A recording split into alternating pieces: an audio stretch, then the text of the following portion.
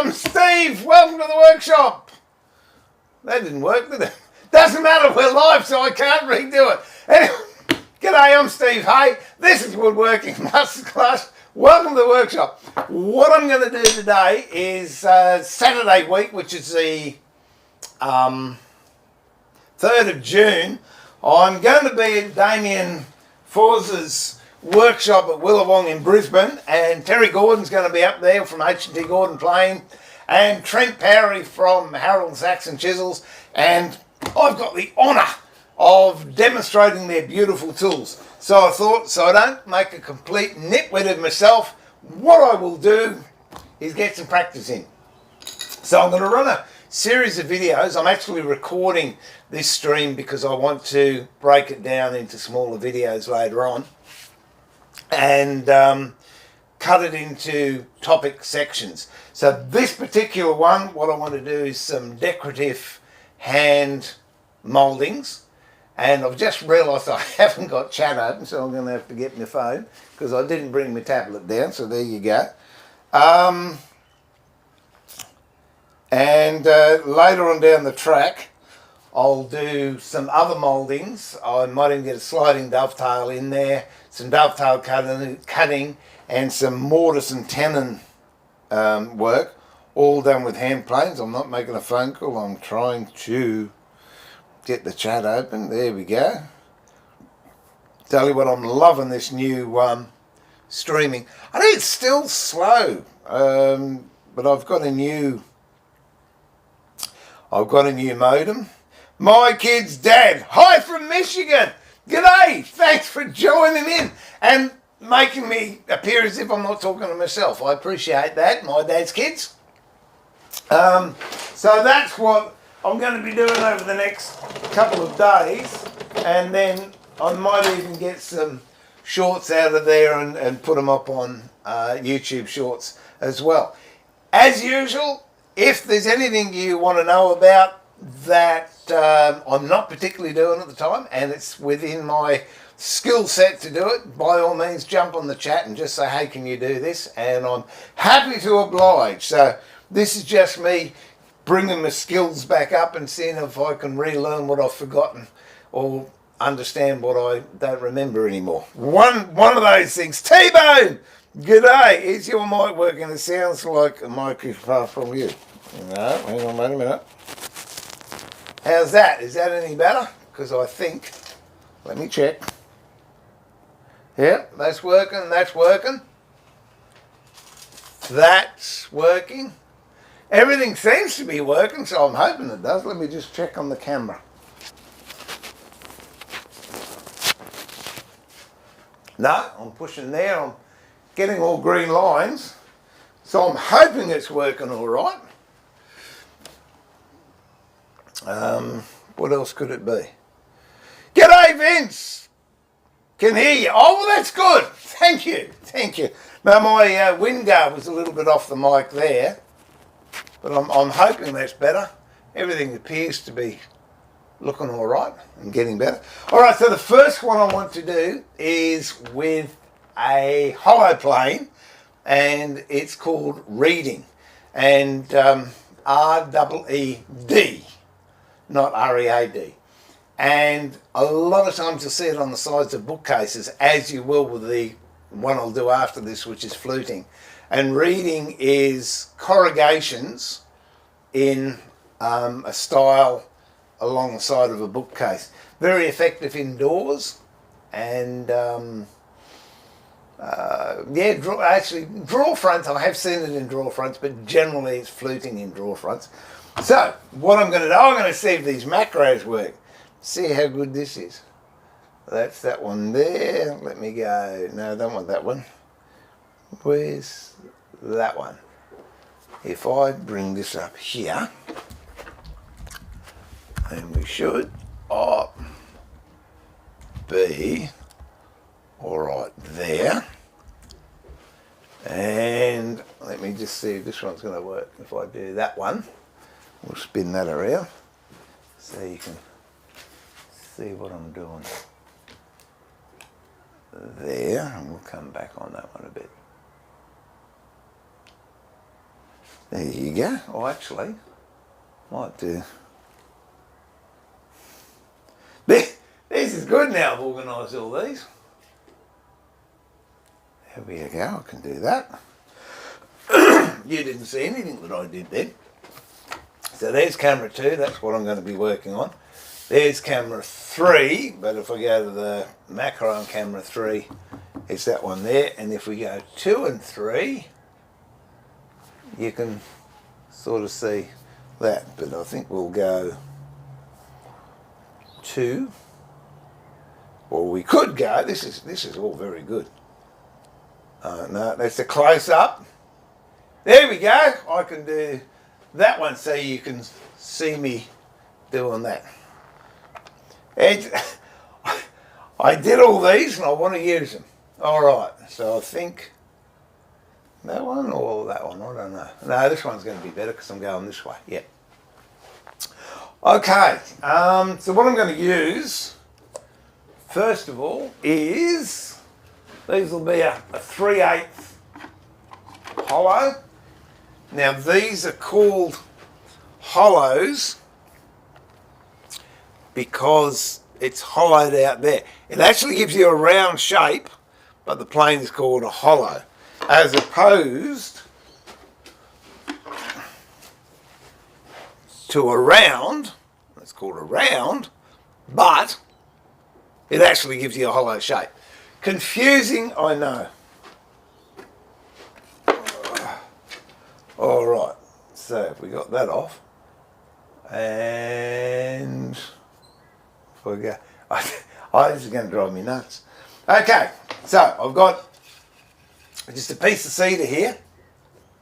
Let me go there, and I don't know, we'll try 5. Now there's various ways you can set these out, and I will tell you what, fly just went in my coffee.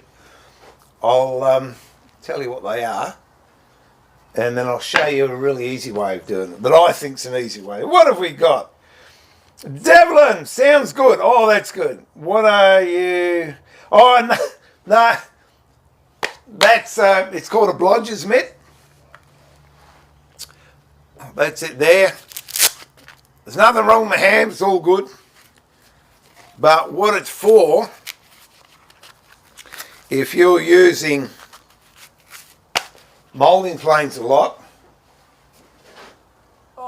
particularly the old ones, but I'll get one of Terry's out too. Where are we? This part protects your hand from that steel. What are we going here? There we go. Protects your hand from the steel bit digging in, and with Terry's as well. So it just, and in here, it just protects your hand. I don't know if you can buy them. Wouldn't have a clue. I made this one, but it works well. Okay, so if you're doing reading, and this comes back to what I like to do is not have my timber at the finished size, because I can play around. If the size is finished, then you do this reading, you have to measure it out accurately, and it has to be set out so it's balanced. The way I'll show you how you can do it is you do it and then you can set it out later on to make sure it's balanced. So the width of this timber isn't important. I think this is a 3/4 inch doodad, hollow. So I'm figuring on 3/4 inch, 3/8 of an inch, 5 reeds going up there. So that's going to be 1, 2, 3, 4, 5, and it leaves me with just under 1/2 an inch. So what I'm going to do is mark one mark only, and it'll be just under 1/4 an inch from the edge. But what I'll do first, if you look at that, I don't know if you can see it, But that's gone through the thickness up, but it does have planer marks on it. Very, very fine ones. I've got a helix cutter. That shouldn't be on. I've got a helix cutter, but it still leaves little ridges. So we will clean that out using HNT Gordon smoothing plane. And I'll be using all HNT Gordon and Harold Sachs and stuff because that's what I've got coming up very soon. The demo, if you're in Brisbane and you can get there, Damien's having a timber sale. Fantastic species of timber and all a pretty good price. And you can meet Terry and meet Trent. And if you want, you can say good day to me too. Okay. Now with these planes, I do hear a lot of people saying, oh, they're hard to set. This is set. Let's see if I get a good cut first. Here we go.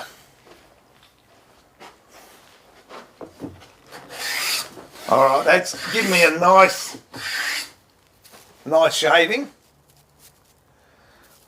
But I can hear some of you, oh yeah, but I bet you it took a while to set up. Okay, what we'll do is I'll pull it a bit.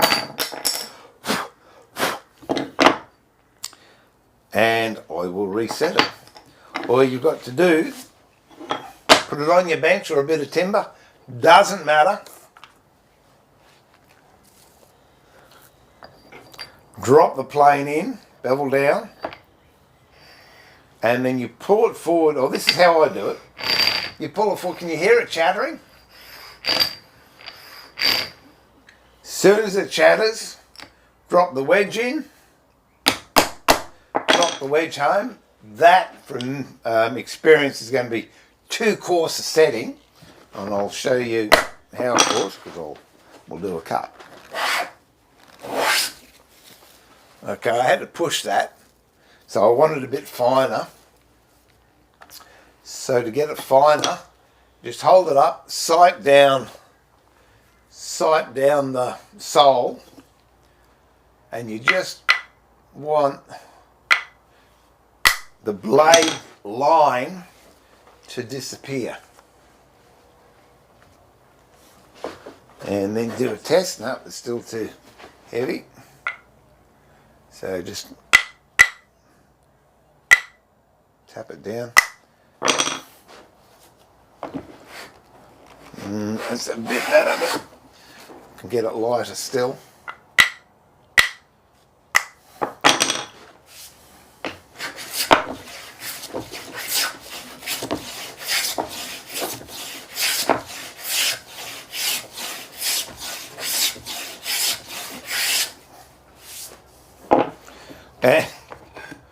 And I'm actually going against the grain there. So let's go with the grain. I reckon we'll get a better finish.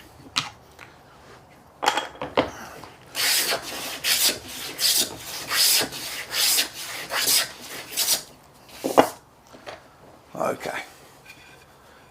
So that's quite nice. What I'm going to do now is set the marking gauge to 1/4 of an inch. Or thereabouts. I don't care if it's a little bit under. That's pretty close.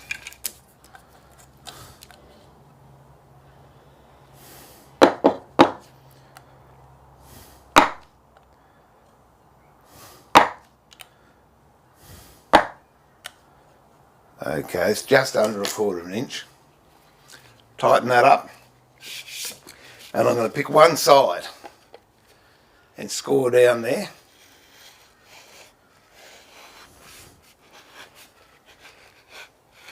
And that's all I have to do. Now, depending on how many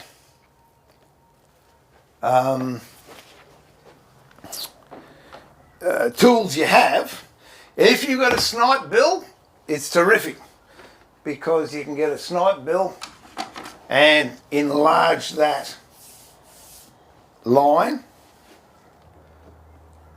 just by dropping it in and going down. And that'll broaden out your cut line, so then you can get the edge of your hollow in there. If you're really careful, you can go straight in with the hollow, which is what I'll do. The other one is If you've got a rebate plane or a shoulder plane, you can hold it on the angle and just run it down that marking gauge line, and that will help seat your hollow. So now what we do is hold it on its angle. Let's see if I can get this done. There you go. To hold it on an angle and push it through, and you're starting a curve. Do a couple of runs like that. Make sure you're going in the direction of the grain, and you can tell that grain direction by the way it's going uphill there. And gradually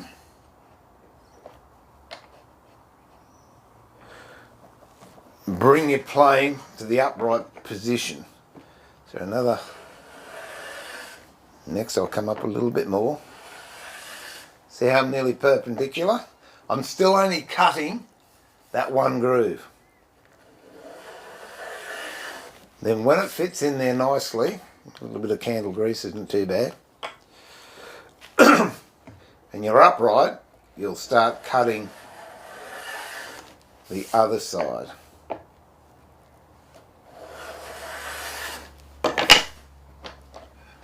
And there you can see I've got actually 2 grooves going on.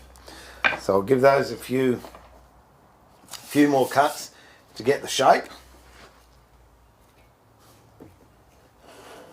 Whoops! Messed up on that one. There you go.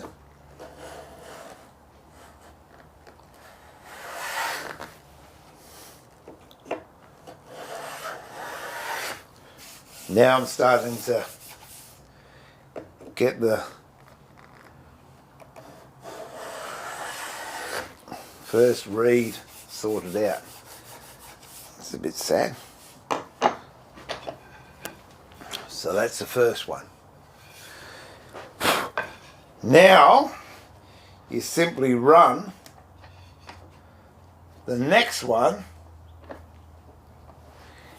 in the second track. So now you come over here, start on its side, push it through,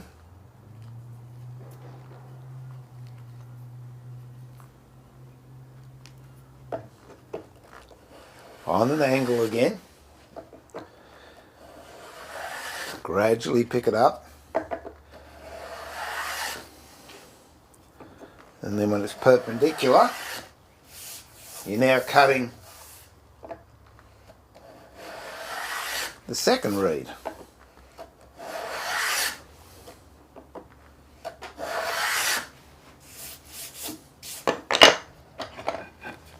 Now we've got 2.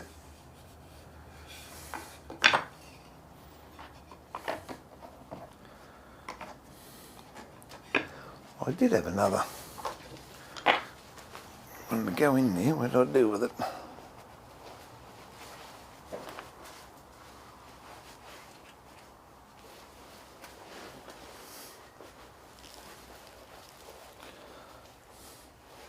No, I don't know what I've done with it. Don't matter.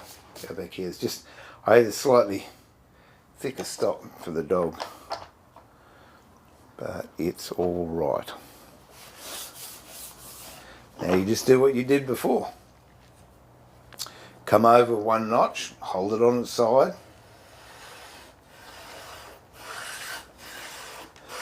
And you don't have to take it off and bring it back. You can do what I was doing there, just slide backwards and forwards. Gradually bringing it up. So it's perpendicular. A little bit of candle on there never goes astray. What have we got? 3. The thing I like about this as opposed to a router, if you make a mistake, you only make a small mistake. Whereas a router, you make a mistake, you make a big mistake.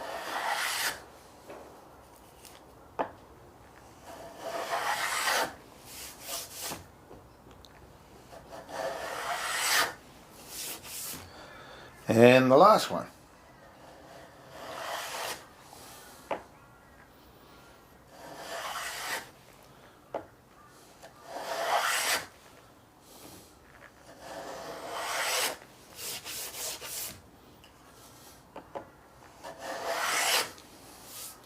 Now we've got 5. You could make them a little bit deeper if you want. A little bit more definition, which gives you a little bit more shadow.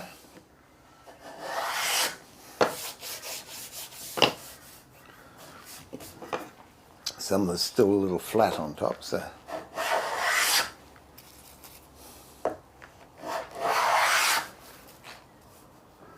that's better. And it's a very nice way to do woodwork.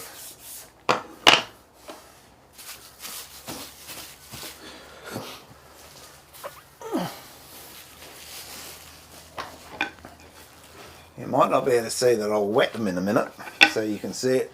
But to polish it, grab some shavings, just like this, and then burnish it.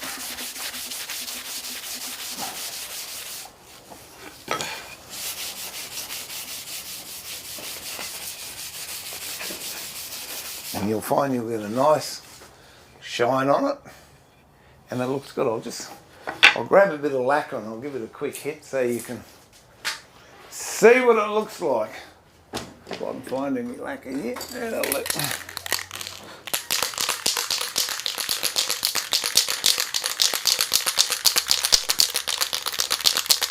Actually, water it most likely do. I'll use water.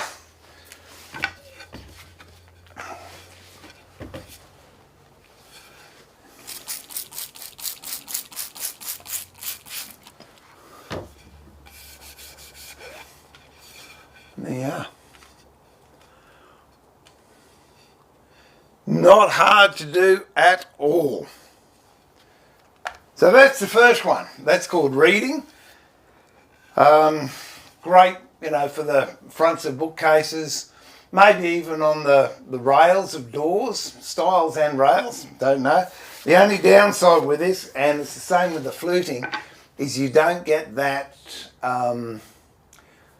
what we call entry and exit shape that you get if you're using a router, where it digs in, so it starts shallow and then goes deep and then comes out the other end. With this, it's all the way through, so to get that effect, you've basically got to put a capital, whoops, or something on it like this to punctuate it. Or the other thing I suppose you could do, you could actually chamfer. You could chamfer that off using a plane at an angle, and that way it'll disappear into nothing. So okay, that's reading. Let's do some fluting.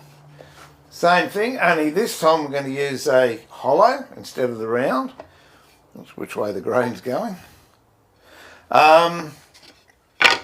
So I reckon, because the flutes are going to be wider, even though they're 3/8, it's a match set, round and hollow, but you'll find you can't get as many hollows, as many hollows in the same width of timber as you can using the rounds for reading. So for reading, yep, I've got 5 reeds there, but I think for fluting I'm going to only put 3 in there. And the way I measure that out is, that's the round, which we're going to make the flutes with. Hang on, let me just see if we've got any chats happening. There we go.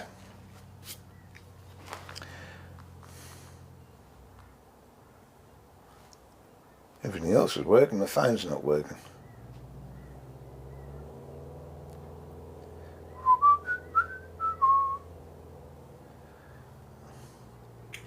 Oh, this is annoying. So sorry if I can't chat because it's not allowing me to chat. I don't know why.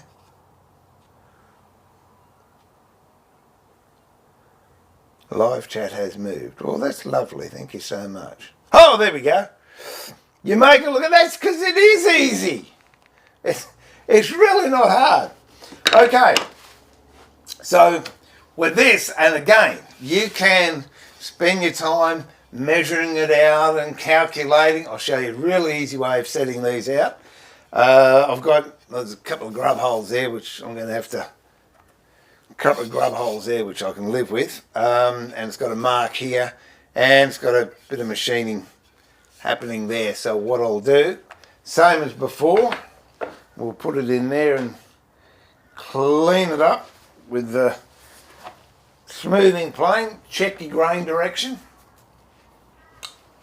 Couple of passes and we should be good to go.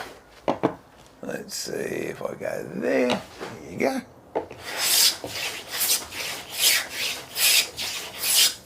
That's it. All nice. So I've decided I want 3 flutes. Get your ruler, and if you want 3 flutes, that means you've got to have 4 divisions. And look at it, I've got 4 fingers. Where are we? I've got 4 fingers up.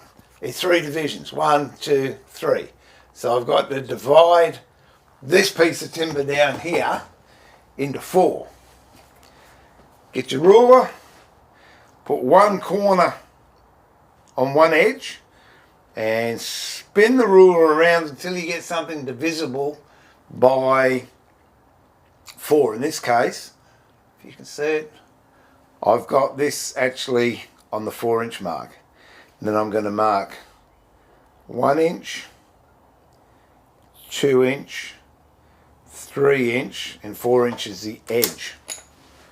And just for my own benefit, I'll mark that. So you can see I've got 4 holes in there. And what I will do is set my marking gauge up to those holes. So I haven't really measured anything.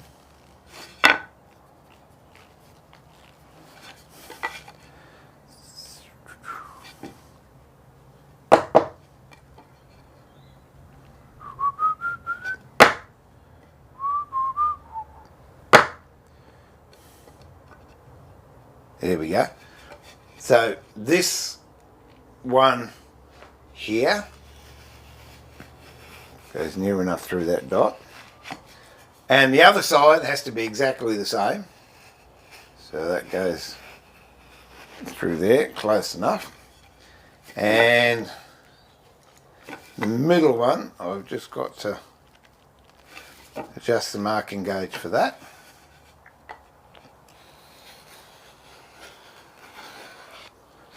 So I've marked 3 lines. Now, if you've got snipe bills, now's the time to use snipe bills. If you don't have snipe bills, but you've got a rebate plane is fine. Just make sure you've got a bit of blade coming out on the side, and you can put that in that gauge line, and just give it a couple of rubs, and you can actually go the other way if you like. An interesting thing, doesn't always work though, an interesting thing with doing these is the grain actually changes direction. What do I mean by that? Yeah, I've got the grain here and it's running that way. Okay, put an arrow there. So the grain is running that way. But as soon as I cut the grain here, so it's running like that. So when I'm planing this side, I'm planing with the grain. But when I come to plane this side, the grain's changed direction. So if you want a really smooth cut, on this side you've got to plane that way, and this side you've got to plane that way. But then when we get the flute happening, the grains run in the same direction again. It really is. It's quite bizarre, but you're just going to have to take my word for it. So I can go that way, and this way. And you can see I've got a little bit of a V in there that hopefully the plane is going to run in. If it doesn't, I can either widen that by using a rebate plane, or I can get a smaller round and start with a smaller round until it's deep enough for this one to actually run in. That one there actually it's wide enough to run there, so I can do that. Now I'll do this, and then I'll get the snipe bills out and I'll clean these up just so you can see what snipe bills do. The snipe bill, if you look at the edge, it's called a snipe bill because the edge of it, the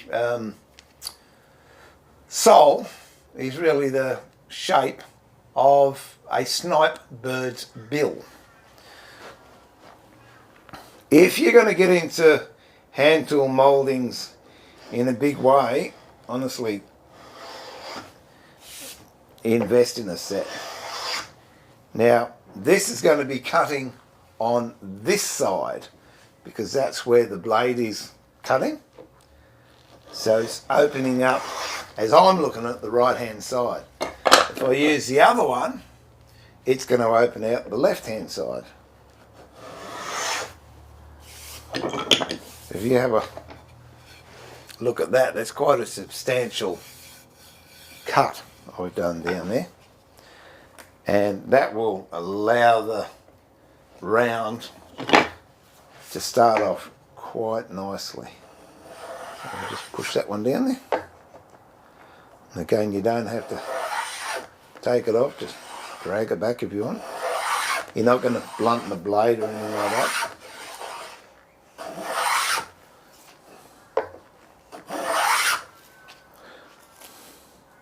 Now this one with just the marking line, now I'm finding that very hard to open up. What I might do, I'll try a much smaller round and we'll see if we can do it with that. There's no guarantees. No, can't. So you're going to have to, or a shoulder plane, hang on, let me try a shoulder plane. That's for cleaning tendons up on shoulders, but because it's got a brass base, these corners don't wear out. You'll find after a lot of use, the corners on a timber rebate plane will start to wear. Here we go.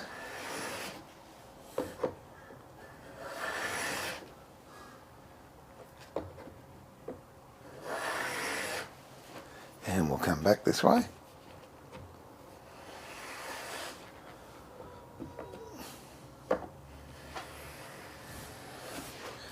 And I think that's widened it enough for me to get that round in there. It really is hard to see sometimes. Sometimes if you put a... I've gone offline there a bit.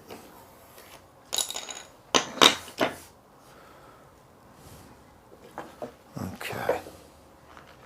If you put a pencil mark in there, you might be able to see it a bit easier.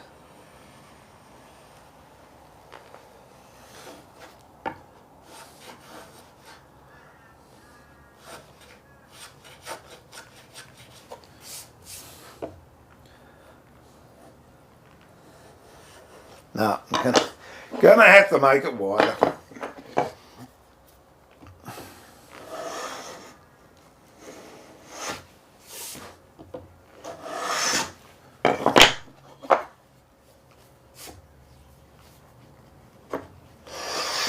Okay. It saves you a lot of time if you've got the right tools, I'll tell you.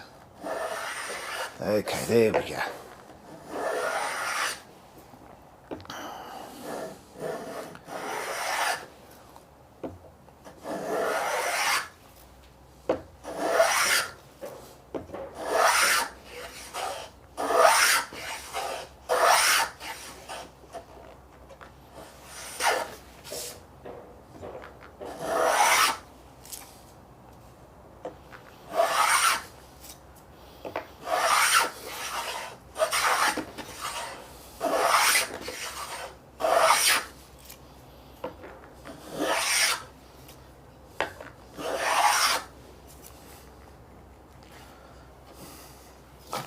It's not quite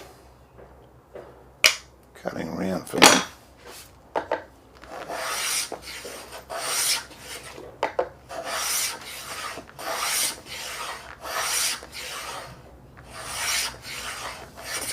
Whoops.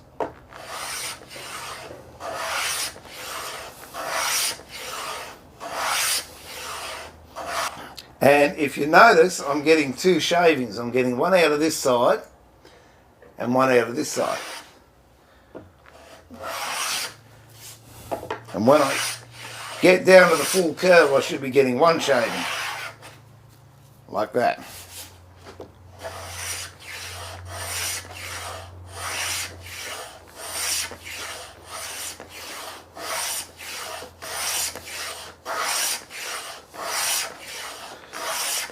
The router bit you'd use for this would be a core box bit.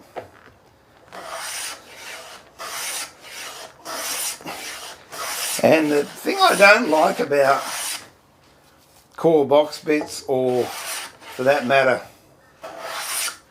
the D-cutters that you do the reading with, is they are symmetrical, which to me is just boring. Whereas if you can manipulate the tool like you can with a hand plane, you can make it a little bit asymmetrical, which just adds a little bit of extra character to whatever it is you're making, and sets it apart, and people can see that is handmade. It's not machine done. And after all, if you're making something by hand, you don't want people to get it confused with a machine-made thing. And that's where the dollars come in if you're selling your work. It's that handmade look or feel to it. Okay, I think that's pretty good. That's a little bit out, but that's what I said about handmade.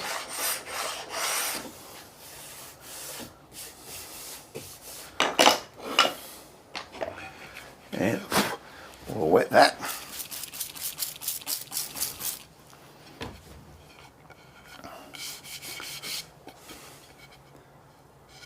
So they're the two. That's reading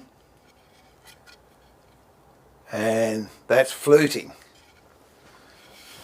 And what I might have a go doing some ridge mouldings, cornice work, which again you use don't need that now, a round on a hollow set, and I think, yeah, we might have a go just using that set, I think. I've got to remember how to do it, so bear with me. So I haven't done it for a long time. John, sorry you haven't missed so many very tragic events. Just getting out. Oh, mate, that's no good.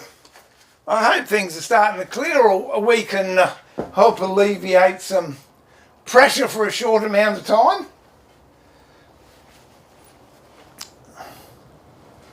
Now, what's that? Oh, it's the keys. What was I going to do?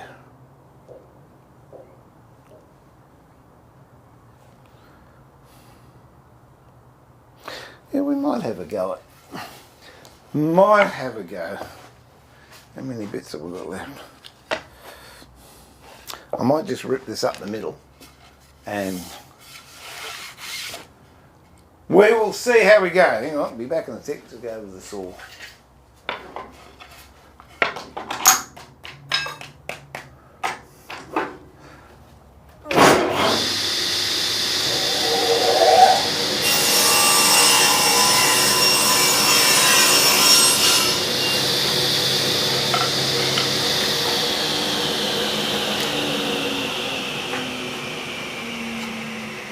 Alright, again, I'm not going to do much measuring on this because I want to just show you basically how easy it is to do. Clean that one up, and we'll clean this one up. It's got a big knot in it. Is that coming down to the box? Let me see. Oh, look at that.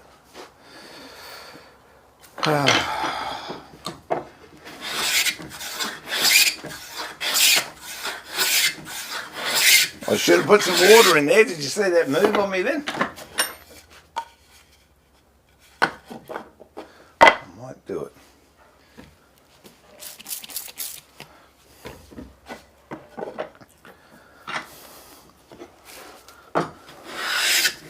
There you go. And that just takes all the machining marks off. Okay, what are we up to? Let's go there. G'day Nathaniel, did I say hello? I'm not sure. Well, g'day Nathaniel. Matt, hi from Phoenix.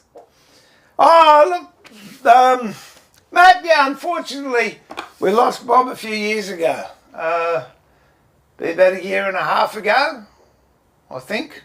Yeah, very, very sad. Knocked me around a bit, but he's still here in memory. He was a lovely dog, but oh, geez, it was a mongrel. But now I've got chickens. So I enjoy the chickens just as much. And if I had Bob, believe me, I wouldn't have chickens. That thing was a hunter killer. He really was. Lovely dog, but no. This is my yard, and you're not allowed in here or I'll eat you. And he did. Didn't matter if it was snakes, possums, birds. He was a mongrel of a thing. But thanks for the good wishes anyway, Matt. Zyle, what was I going to do? Yeah, you're in good company. I tell you what, I had this the other day. I just shared it with a friend of mine, Gary Field, who's a lovely sculptor and wood carver. He lives north of where I am. I was doing some wood turning the other day, and I've got a full face mask with an air pump and everything on it. I'm just going to check my sound batteries. And I'd finished wood turning, and I took my mask off, and as I took my mask off, my glasses went up like that, right? So I took my mask off, didn't have any glasses. Oh, they've got to be in the mask. I spent 3 minutes looking in the mask. No, went back to the lathe. No, not there. Looked on the floor. No, not there. Looked on another couple of benches. No, not there. And then I roared with laughter. It was what had happened. When I took my mask off, my glasses went up like that. I took my mask off, they fell back down. So I'm looking through my glasses, trying to find my glasses. Yeah, there's a lot of benefits to getting old, I'll tell you. Okay, what are we doing? John, g'day mate, how are you? Long time no chat. Oh dear, oh dear. Yeah.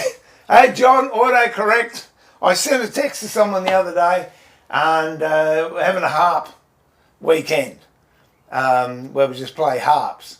And I put, love to be there, looking forward to it. And I didn't read the message. And it said, in fact, I'll tell you what it said. Where is it? Here you go. What I meant to say was, would love to, thanks, and then the person's name. And it sent, World's Lounge tomorrow, thanks. And I got a message back, what does World's Lounge tomorrow mean? Tell you, autocorrect. Yeah, good on you. Okay, let's have a go. I've got to work out how to do these things now. I really have, because I've forgotten.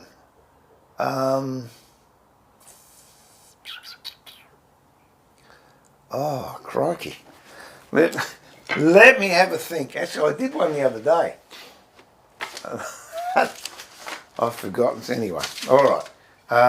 These two bits that I cut up. All right, we'll have, this can be the top bit. And that's got to look, now I remember.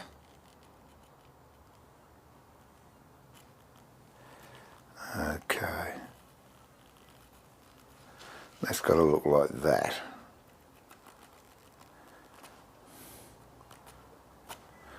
Alright, so I do that, then I do that. Why do I do these things? Oh yeah, I can do that, and I haven't got a clue. Comes down, around, in there, down, boom, boom. Or does that go like that? Okay, alright. So it goes down like that, down like that, down like that, around like that, like that, like that, like that. Okay.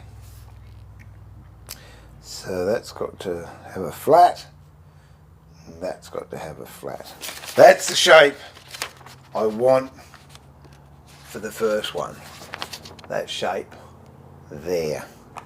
So bear with me and I'll work it out. So we've got, that comes in there. Alright, so it's got to have a flat, we can do that. And then that's got to have a flat, so we can do that. Alright.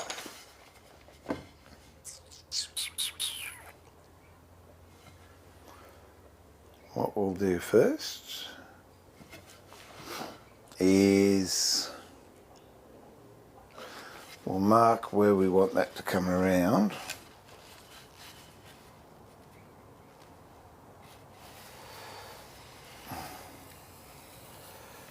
That'll do there.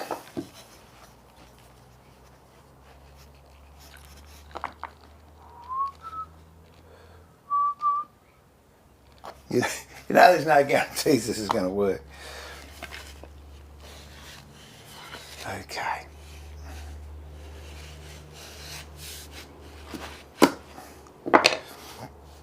So I've marked a line down here and I've got to plane this part down here flat.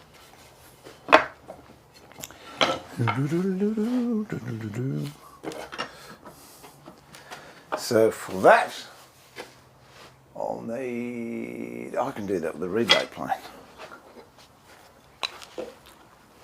Wide enough? Yep. I'll work out how far I want it to go down in a minute.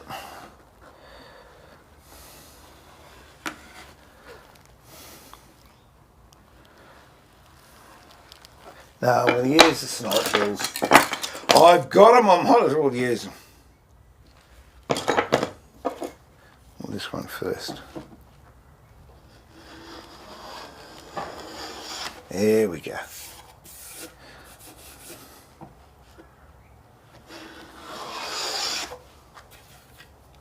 And one more. And I want it to come down a little bit less. I'll use a different marking gauge, that way I'm not going to mess those up. Yeah, that'll do.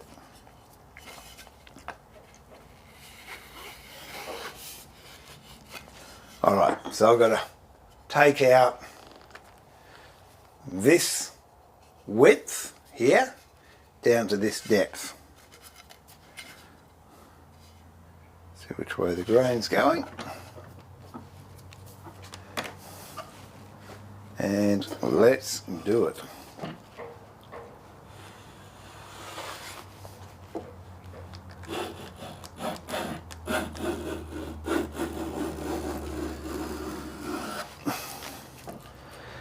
Couple of tentative cuts until I get a fence along here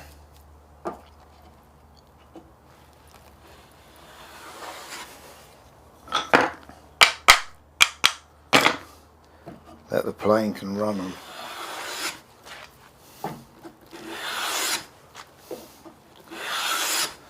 Okay, now bring the plane up gradually, much the same as what we were doing before to create the reading work.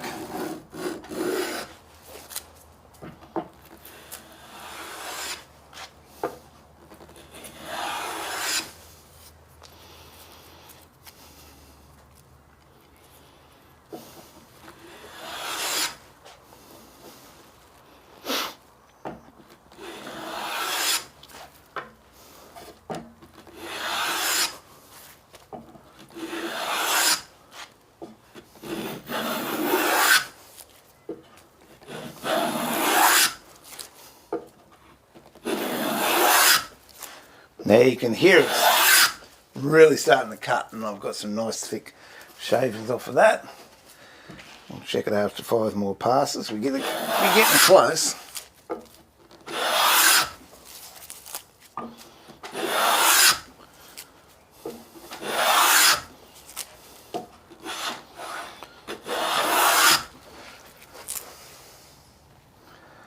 That's right on the mark at the end. I've just got a bit more to take off here.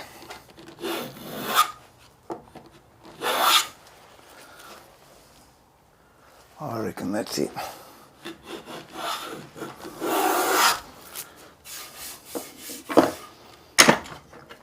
And the same on this side.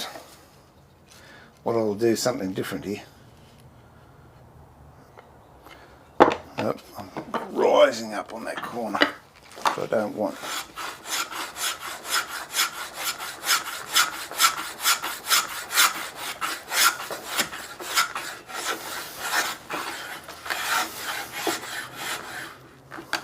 Whoops.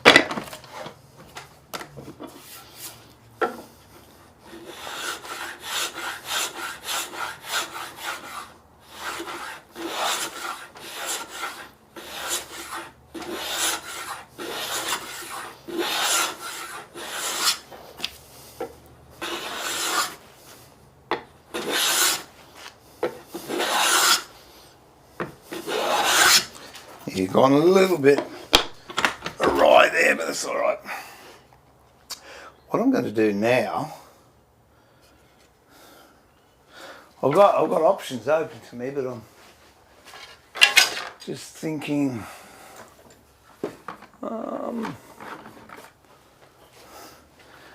This is a dado plane.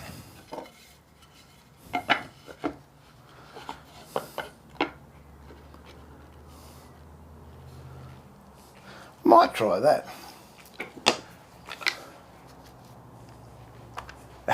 As I said, this is all suck it and see.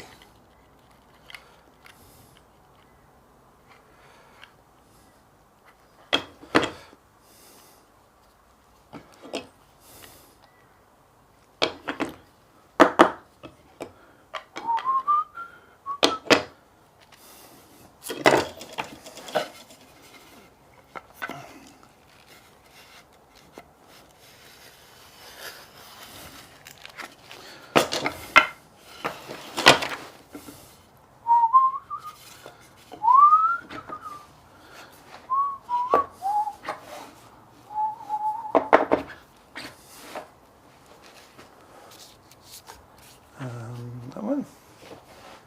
Now I'm going to have to move that again.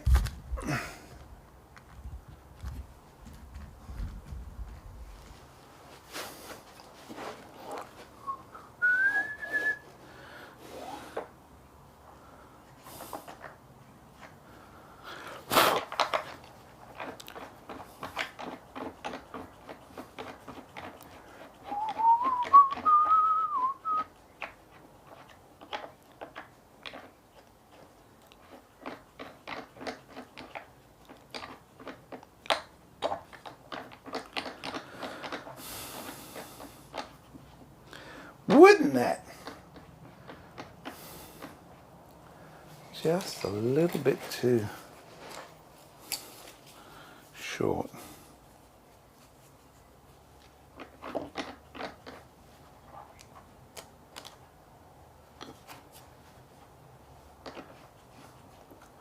There we go. So I'll open this one up.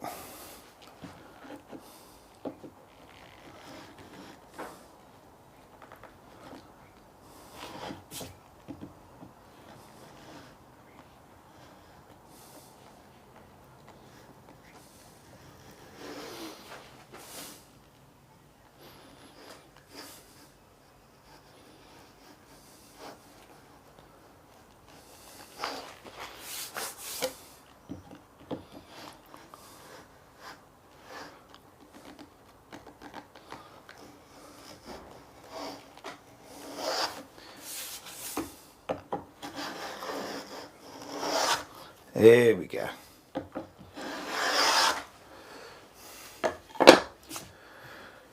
Now this is a dado plane. So what I will do is I'll pull the knickers up, we don't need those. And I'll drop this down to the height that we want.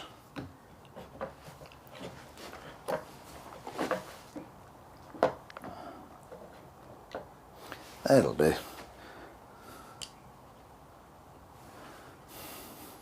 And now I'm going to have to change this around.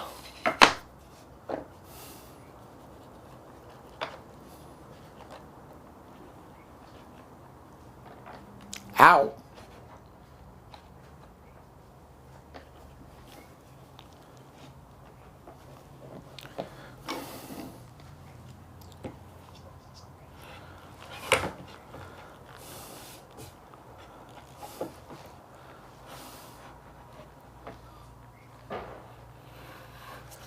Okay.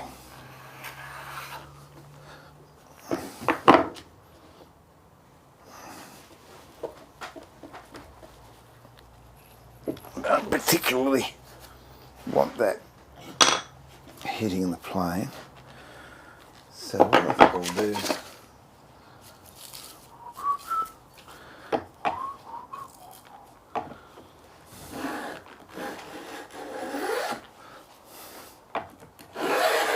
actually it might be just as quick to use this one. Just wanted to show you how a dado plane works.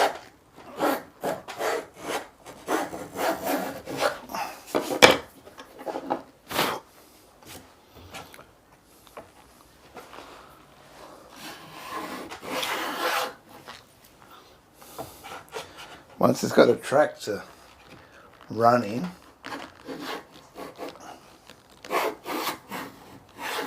it'll give you a nice dado down to the depth that you set the gauge.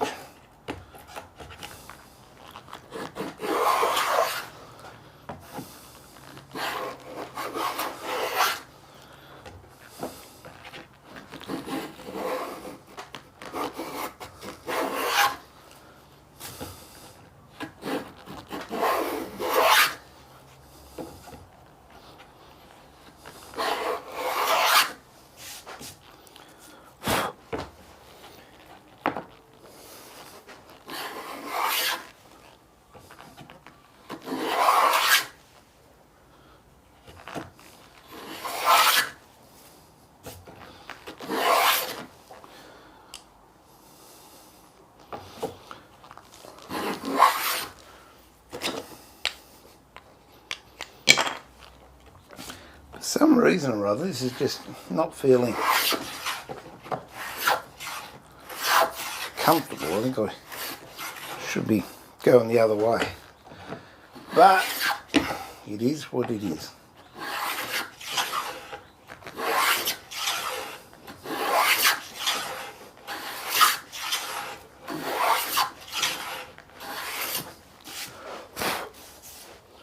Go a bit deeper.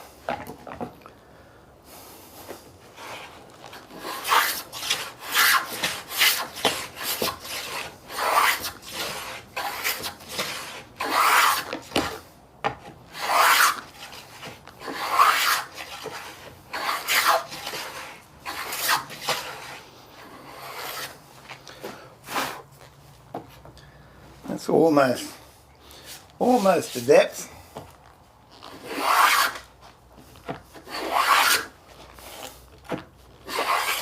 I reckon that'll do.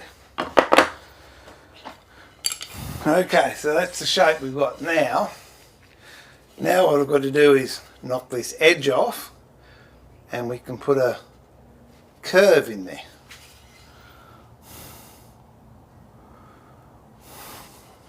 So to do that, I'm going to use a sticking board. And what is the sticking board, you ask? This is my travelling sticking board that I use for demos, because it's light. I've got another one that's 1.8 metres or 6 foot long if we're doing larger work. Oh, that's interesting. I've got some epoxy somehow or other. Oh, stuck on my vise. Wait a minute. There we go, it's got that.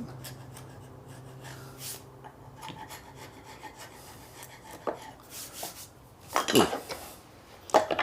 Pop that in there. That there, that there.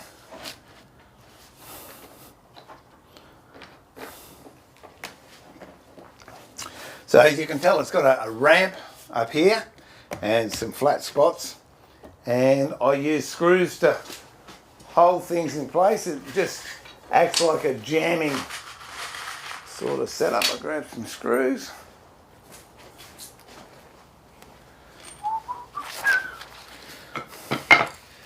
Chat's died again.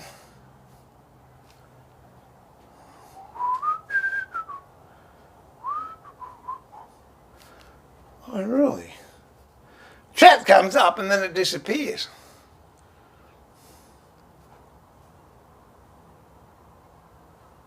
Live chat has moved. Well, that's not very helpful to me, is it?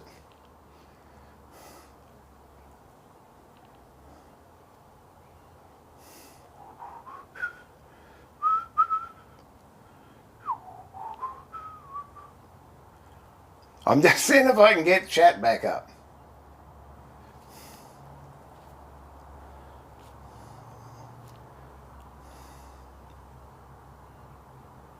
Live chat. Chat has moved.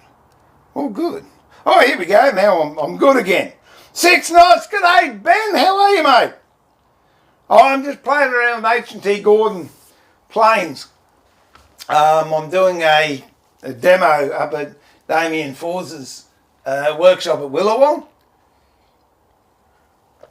on Saturday the 3rd of June. Terry Gordon's up there, Trent from Harold and Saxon, and myself and Damien's having a timber sale. So I thought I'd better remember how to do half this stuff, and I'm pleased I did, because I look like a right nana up there otherwise. G'day, Jeff. Hoping to start crafting again soon. Been unable to do anything since we... Oh, that's no good, mate. I hope you're feeling better. Michael, thanks, Steve. Love learning new techniques from my knowledge. I like relearning stuff I forgot too, Michael. G'day, Jared. How are you? All right, let's see how we're going. I've done that. What am I going to do? All right, so I'm hoping this looks like that. All right, so that's going to look like that. Well, all we can do is try it. No, this is the wrong one. Doesn't matter, I can turn this one into part of it. It's all good. I'm starting to get the memory back now. Okay, so this is going to, well, it doesn't matter actually. With this particular moulding, this bit I'm doing now is going to be the beaded bit, or I think they call it an ovolo. And it looks good on top of the moulding as well as underneath the moulding, so we'll do it.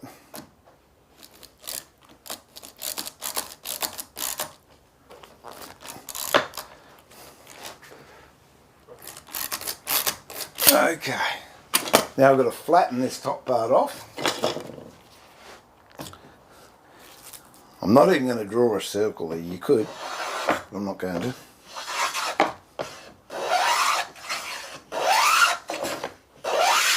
Love the sound, isn't it great?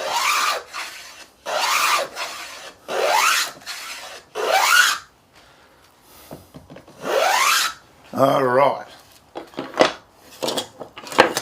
Now get 3/8 hollow again, and we just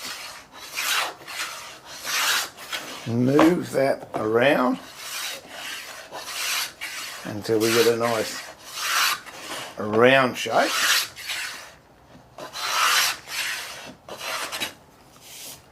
Now, just made a huge mess there, but look, couple of passes and it's gone.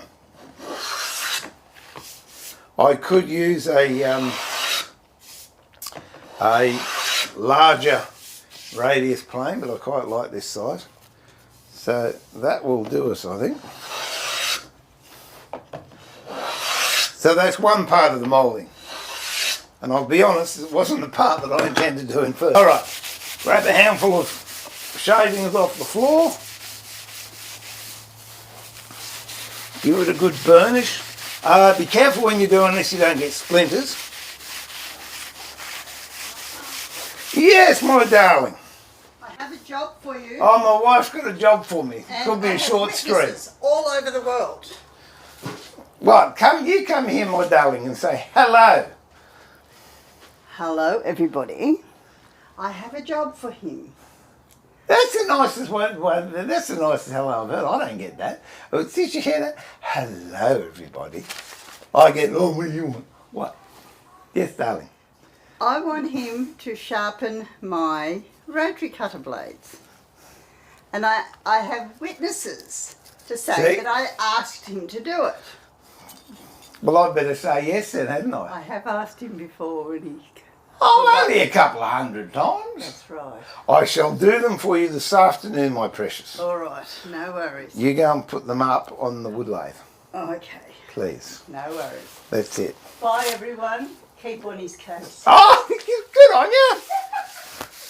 Hey, anyone want to buy a new wife? Slightly used. All right, Dale. All right, and that has got just what I did then. It's got a lovely patina on it. Oh, let's take that off. And there you go. That's the first part of the cornice. Now, when I put it together, we can either have this at the top or the bottom. It doesn't matter. It's all personal preference. Okay, next one. Now I know what I'm doing. We'll have this sitting upright, and might put it in the vise, I think. It's not going to fit in there, or is it? I might have to.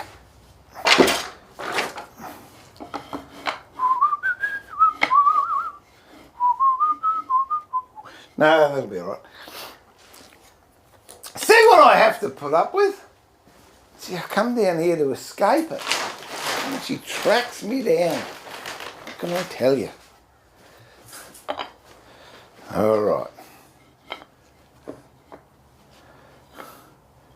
Now this, these you can do really, really easy if you've got a Stanley 45 or an 050 or a 50 or even a old woman's tooth, a hand router with a fence. But this is what I'm going to use the dado plane for when I can find it. There we go. What width is that? Okay. Actually, might be too big, might need a smaller one. Where's the smaller one gone?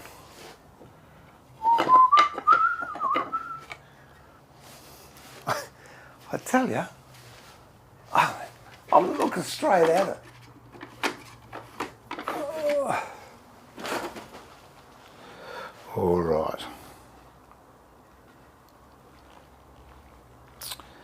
All right, let's see if I can get a decent mark in here. I want it about there. And again, not measuring, I'm just guesstimating everything. Obviously, if you've got a job, you can measure it, but this is just to show you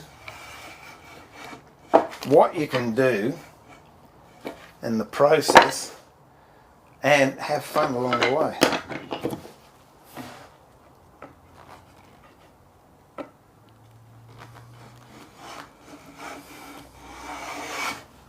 Okay.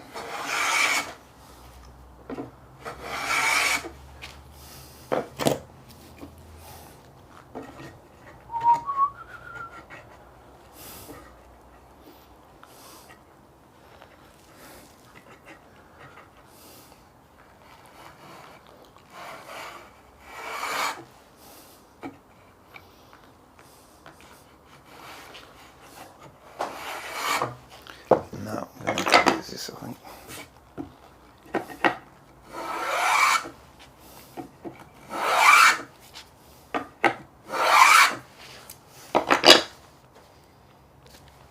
Alright. So what I did, I just used that rebate plane to make that a bit deeper so I can drop this in there, and hopefully we can eventually get this standing upright.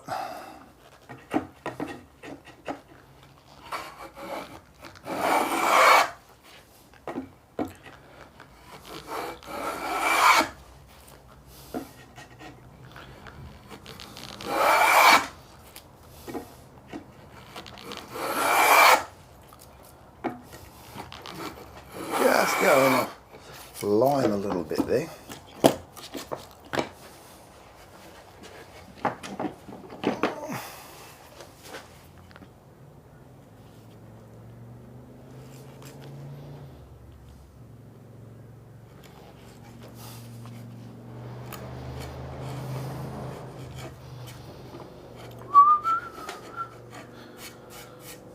That should bring us back in the ballpark, I think. There we go.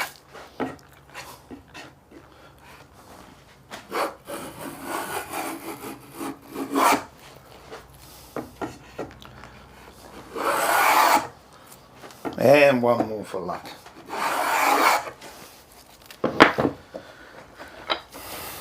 On the face side, same thing. Get your grain running in the right direction.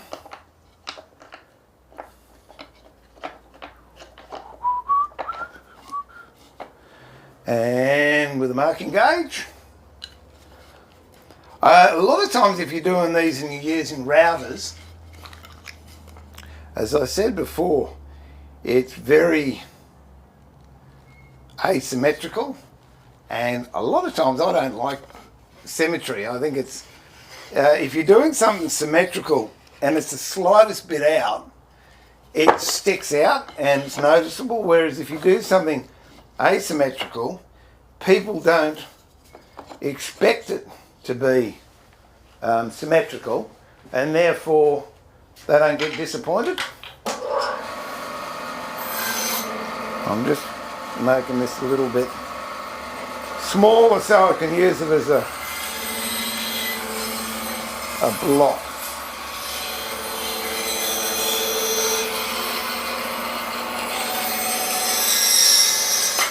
There we go.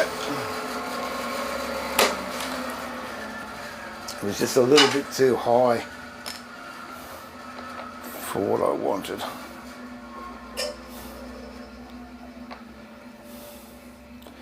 There we go.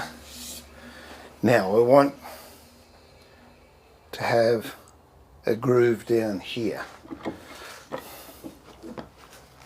About there. That looks good.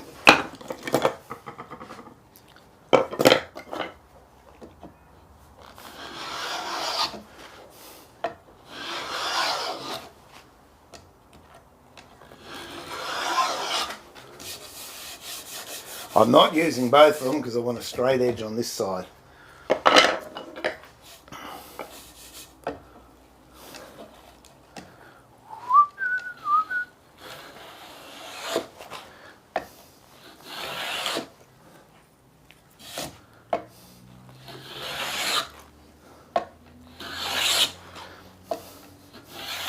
Whoops.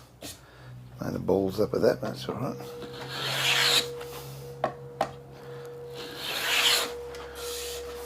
Where I skated off there, all you've got to do is take that off, that mark's gone. So hand tool skills, honestly, more than anything, I think are the crux of woodworking, because if you can fix things by hand, you're so far ahead of the game. If you make a mess on a machine, you can fix it by hand. If you haven't got a machine, you can do it by hand.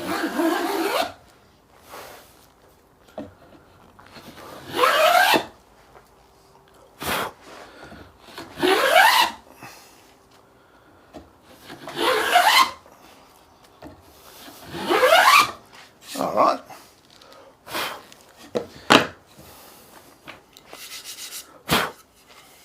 That's the shape we've got now. So now what I've got to do is put a cove in there. Now it's obviously going to be asymmetrical because that is an equidistant. And I did that on purpose because it looks boring, and I want to show you that if it's not exact, it really doesn't matter. You can still make something that's going to look pretty darn special.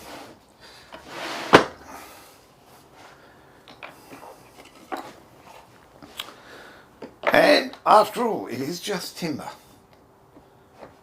Okay, these are great. Make one of these up if you can. They are so much fun. I'm not even going to draw a line, I'm going to just go by eye on this. Obviously, if I was doing a job or something or other, I would be a little bit more precise and careful. Now we've got to knock this ridge off again, and for that, that's still not holding.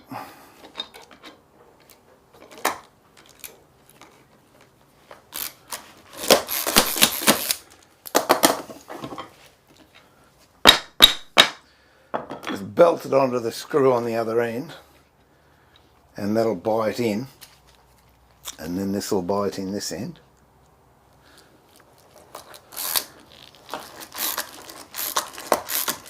Okay, that's going to hold. I'll just check my batteries again, see if I'm still pushing sound. Yep, still good. Okay, so now I've got to flatten this bit off here. Use whatever you like. Did I just knock my rebate plane off? I did! Oh dear.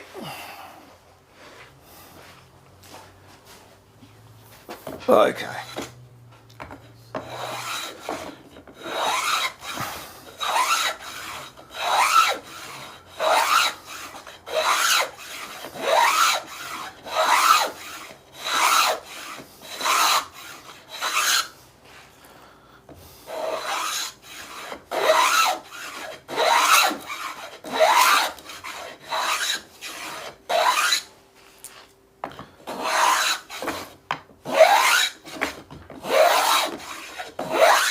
What I want to do is get it down so I'm nearly at the diagonal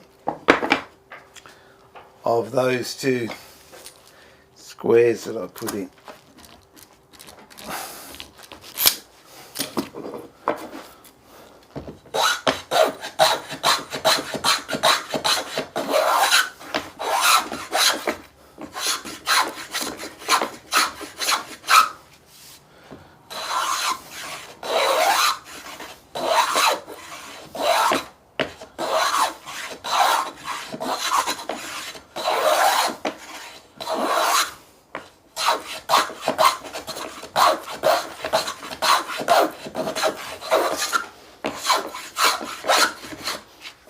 Okay, I'll do. Now, I'll get my round wherever it is. Around, there it is. And just start going down there.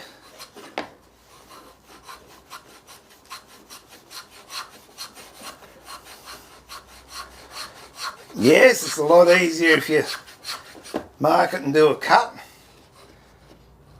but you can also do it the way I'm doing it.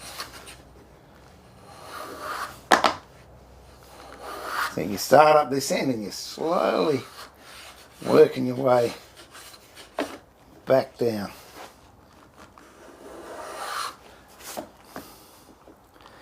Once you've got a track to run on, there's no drama.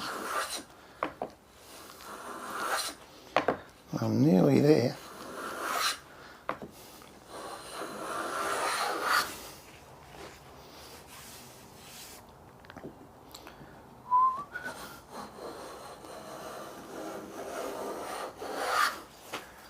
bit of grease, candle wax.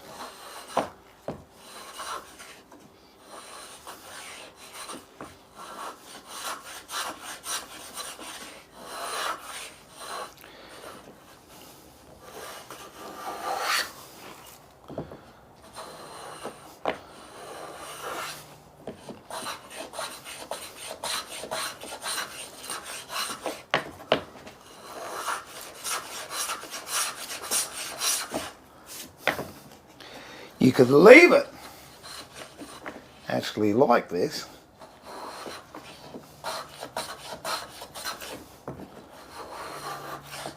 In fact, when I get a decent run, I'll show you what this one can look like, and then we'll finish it off how I wanted to do it.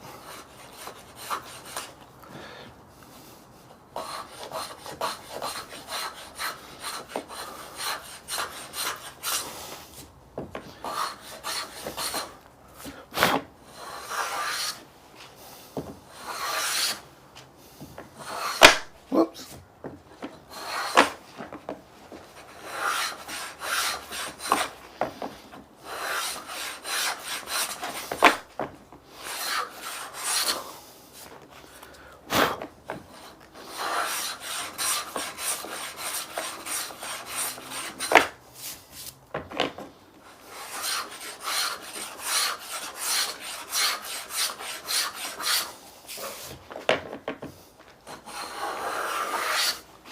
Alright.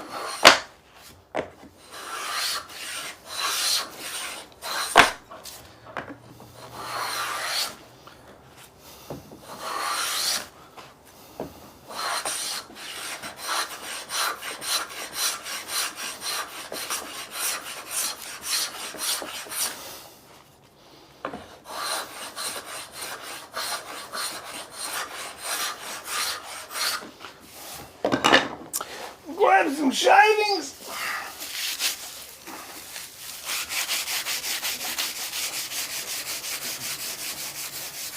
So you could stop here and it's still going to look okay, but we'll go one step further when we've done this as well.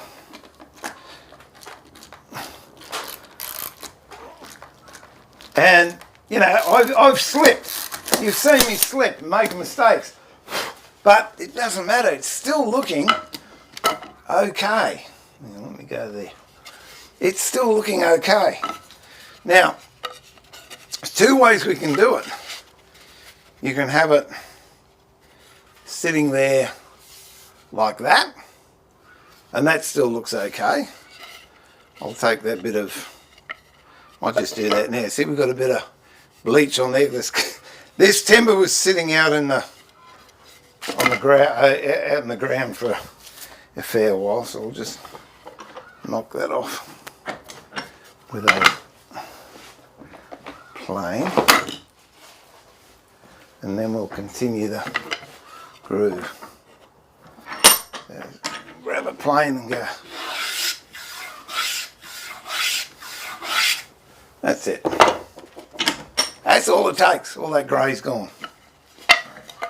So we've got that cornice there if you like it, or you can swap it around and you can have that cornice there if you like it. What I'll do now is I'll get a bigger round and we'll make this even deeper so you can see there's something else you can do. But all with a couple of planes. There was a series I was going to do years ago called 2 Planes and Some Brains. I don't know whatever happened to it, I stopped doing it. And then it was more planes, more brains. And honestly, it doesn't take brains. It just takes the willingness to get in there and have a go. Okay, so I'm banging that onto the other screw. And that's going to hold that when it pinches it, like that. I'll get a 1/2 inch round now, and I'll just make this a bigger cove.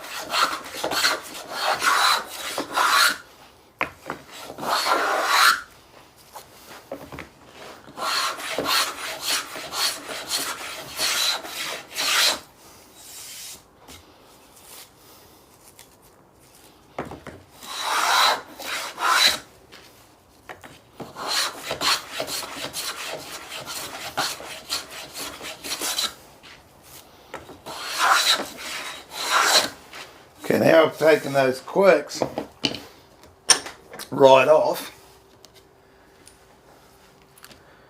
And okay, I know it's got a couple of blemishes on it, but that's okay. So now we've got just a cove, and we can put that with that.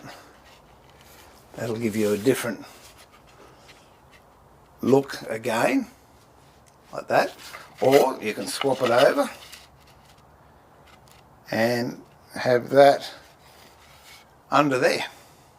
So that's, you know, that's basically it in a nutshell, I suppose. What you can do with some moulding planes. What I will do tomorrow, I think I'll have a crack at some sliding dovetails and also mortise and tenon using planes and of course chisels. And what else was I going to do? Yeah, then we'll just do some normal planing, I think. So I thank you for your indulgence. I will get back to, let me see here, I'll show you.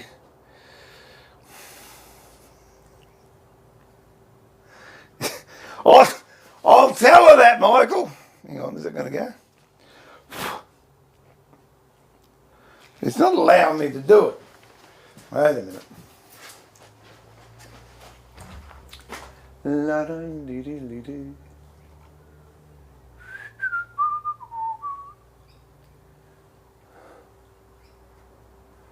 No, I don't know what's going up with that. But Michael, I got your message and it just won't let me put it on, but I'll tell her that she'll enjoy that.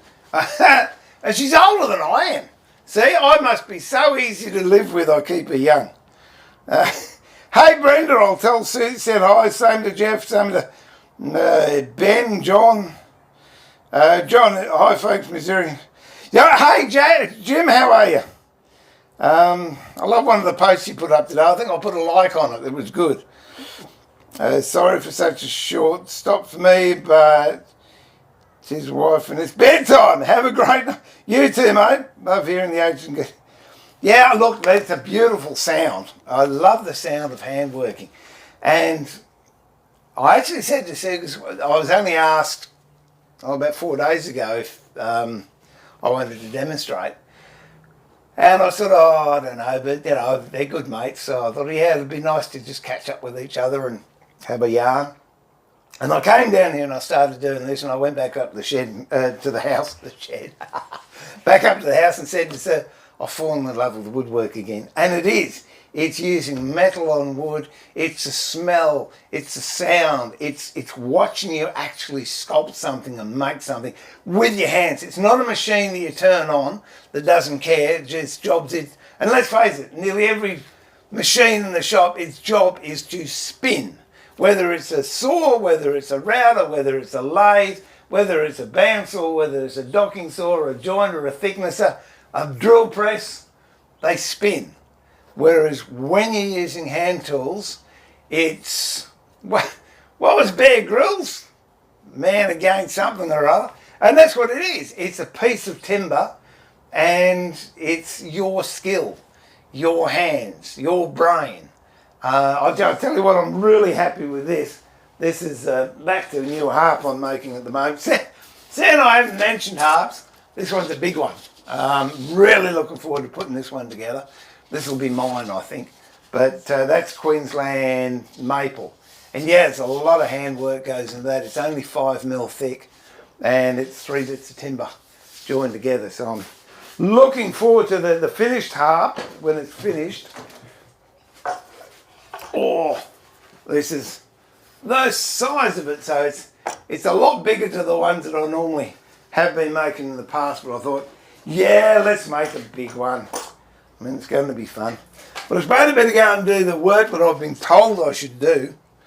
That's it. I hope you got something from it. As I said, I'm recording this. A lot of these little snippets will go up on Instagram Shorts and Instagram Reels and YouTube Shorts. But hopefully I'll be back down here tomorrow. Thank you very much for your company. And as always, if you've got any questions, ask me, PM me, ask me in the comments. If you like what you see and you haven't watched me before, please subscribe. I'd appreciate that. And give me a like, because that's always nice. And that's it. So this is it. Steve pulling the shed door down and saying thank you for being a part of the stream. And remember to keep it sharp. But more importantly, keep it safe, look after yourself, be kind to each other. And I look forward to having your company in the workshop, at the workbench, very, very soon. Till then, look after yourselves, be creative, have fun. God bless. Bye for now.